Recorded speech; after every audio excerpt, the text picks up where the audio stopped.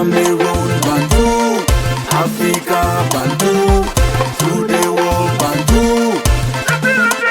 SINAFOC, le syndicat national des footballeurs du Cameroun, voilà, qui des images qui circulent sur la toile où on voit le siège du SINAFOC dans un état délabrement avancé, vétusté, voilà, et on se pose bien la question de savoir, mais pourquoi? Est-ce que, ou du moins, est-ce que c'est seulement sur le siège de l'Africa Foot qu'on doit s'attarder et oublier que voilà, on a d'autres sièges aussi qu'on peut regarder, donc parce que finalement, on a l'impression que oui, l'Africa Foot, c'est un peu comme, permettez l'expression, l'arachide du deuil. Oui, voilà. Et tout le monde parle de l'Africa Foot. Tout le monde parle de l'Africa Foot. Tout le monde critique l'Africa Foot. Voilà, exactement. Mais c'est parce qu'il y a la lumière à l'Africa Foot, il faut comprendre.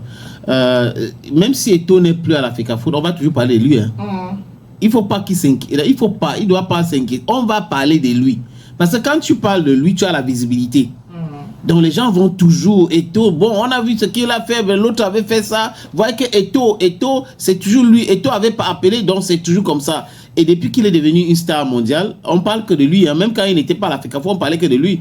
Les scandales, les trucs, il était toujours, on cherchait les histoires autour de lui pour avoir de la visibilité. Et le prochain entraîneur de l'équipe nationale de Cameroun, après Marc Brice, va certainement aussi parler de lui. Parce que ça va lui donner la visibilité. Mais bon, quand on parle du siège du SINAFOC, il faut dire que Maïbi est parti au mois de mai 2016. Je parle du décès de Maïbi. Maïbi, c'est le père fondateur de cet syndicat.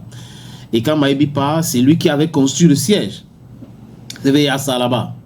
Et ça se passait bien quand même. On parle de FIFPro qui donne $1 million chaque année, au plus même.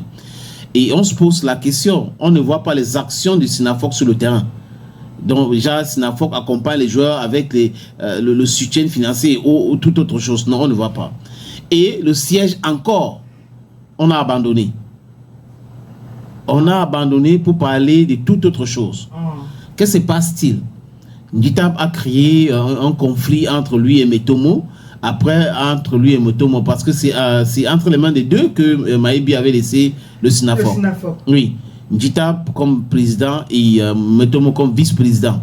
Mais les deux se sont gâtés parce que Metomo n'a pas voulu entrer dans le complot contre Samuel Eto'o-Fils. Et là, c'était compliqué pour lui. Et il est parti créer sa part, Association nationale de footballeurs camerounais. D'ailleurs, c'est son association qui est reconnue par l'Africa Foot, c'est son association qui travaille avec l'Africa Foot.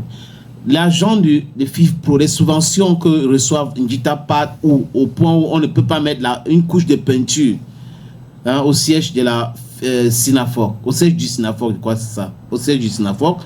Ben, c'est la question que beaucoup de personnes se posent. Et même des gens qui soutenaient Ndjita bien, après avoir vu ces images qui circulent là, ne comprennent pas. Ils ont commencé à critiquer Ndjita.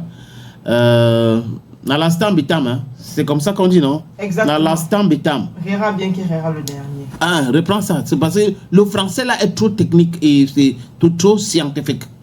Rira bien qui rira le dernier. Non, c'est Ndjita. Rira ne travaille pas au SINAFOC. D'accord. Rira bien qui rira le dernier. Non, il ne travaille pas là-bas.